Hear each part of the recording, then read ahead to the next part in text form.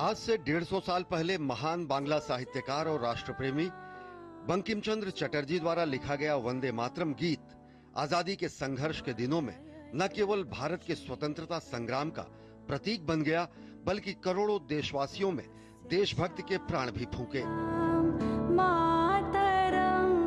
वंदे मातरम की रचना ब्रिटिश सत्ता के विरोध और देश प्रेम की भावना से ओतप्रोत एक ऐसी कहानी है जिसने स्वतंत्रता संघर्ष को नए आयाम दिए।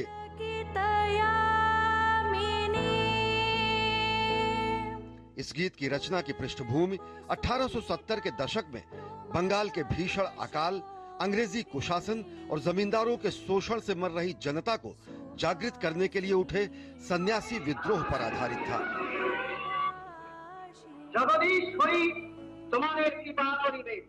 वंदे मातरम प्रसिद्ध उपन्यास आनंद मठ का एक भाग है।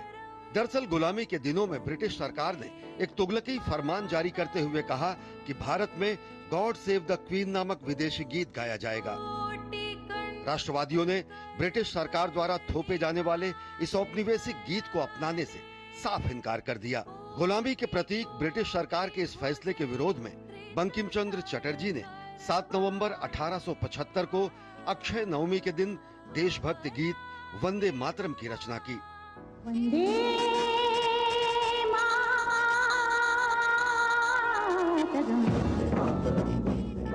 दरअसल उस समय भारत में बड़े पैमाने पर सामाजिक, सांस्कृतिक और राजनीतिक परिवर्तन हो रहा था और राष्ट्रीय पहचान और विदेशी शासन के प्रति प्रतिरोध की भावना काफी प्रबल हो रही थी। ऐसे में वंदे मातरम गीत ने मां भारती को शक्ति, समृद्धि और दिव्यता के प्रतीक के रूप में प्रस्तुत किया और भारत की एकता और आत्मसम्मान की भावना को जागृत करते हुए उसे एक काव्यात्मक स्वरूप दिया। जल्द ही ये गीत राष्ट्र के प्रति भक्ति, समर्पण और अमरता का प्रतीक बन गया और आज भी यह गीत भारत की भाषाई और सांस्कृतिक विविधता में एकता का प्रतीक है। वंदे मातरम गीत आजादी के हर सिपाही का स्वर बन गया। क्या क्रांतिकारी और क्या अहिंसा के पुजारी, सभी इसका उद्घोष करते थे और समय के साथ संस्कृत के दो शब्द वंदे और मातरम ने पूरे भारत और भारतीय भाषाओं को एकता के सूत्र में बांध दिया।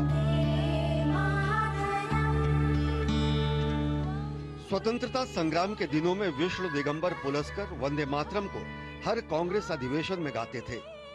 एक बार तो मोहम्मद अली जब उन्हें रोकने की कोशिश की तो उन्होंने मोहम्मद अली की बातों को नकारते हुए इसे गाया।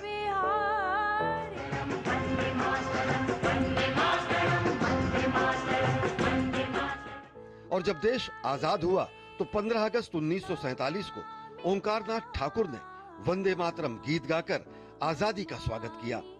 आजादी का प्रतीक और हमारे स्वतंत्रता संघर्ष की निशानी इस राष्ट्रीय गीत का अनेक भाषाओं में अनुवाद किया गया।